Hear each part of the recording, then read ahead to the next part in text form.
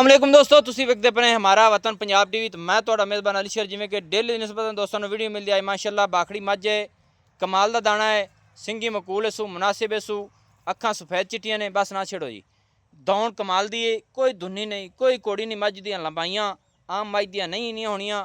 मझ का कद चंगा है, पहला सूआ मझ सूई हुई है। अगा हुण पुछां कि गब्बन है या नहीं है। अच्छा भाईया ने ये मझ कितवां सूआ सूई है? एक सूआ सूई हुई है, पहले मसला है। अच्छा ते हुण अगे गब्बन है कि कहानी?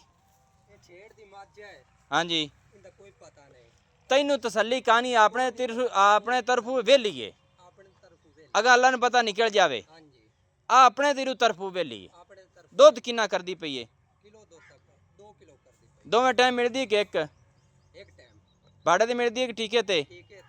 टीके जरी लैंदी है, एक टाइम मिलदी है, यानी कि किलो दूध दुध है सो एवें ना। माशाअल्लाह दोस्तों, लेना देना नसीब दा है। ए जे मणके नीली ते आम नहीं लभदे। माशाअल्लाह ए नीली दा एक मणका ने अल्लाह दे हुक्म दे नाल मझ दी नस्ल जात बहुत प्यारी है। अखां चिट्टियां, सिंग मकूल, खाडी सफेद, लंबाइयां मझ दियां, उचाइयां मझ दियां।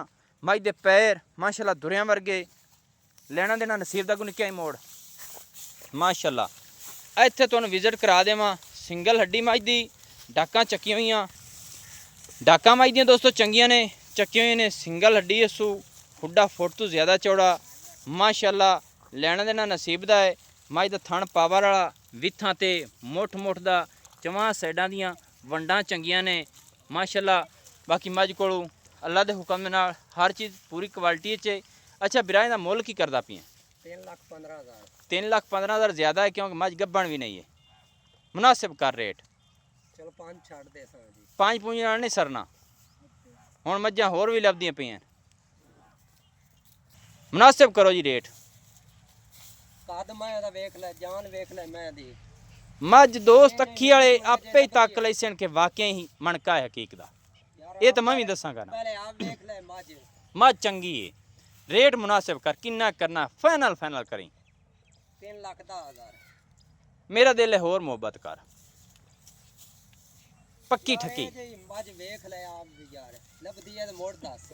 ये गल तो ठीक है ना। मझ बाल ते लगी होंदी, मझ तो वक़्त पूरे 8 लाख दी आई। ये तो अगां जेड़ा दोस्त सांभेगा, मेहनत करेगा, उनके वास्ते 8 दी बनेगी ना। मेहनत करनी पौंदी है जी। प्यार कर किन्ने फाइनल करना नहीं। चलो पूरे 3 दी दे सा दोस्तों अल्लाह के हुक्म नाल मझ बाखड़ी है, किलो दूध दुध है, टीके ते जरी लैंदी है। गब्बन है या नहीं रब नूं पता है। 3 लाख दी फाइनल मझ मिलेगी। माशाअल्लाह लेना देना नसीब दा टुरन दी खुली।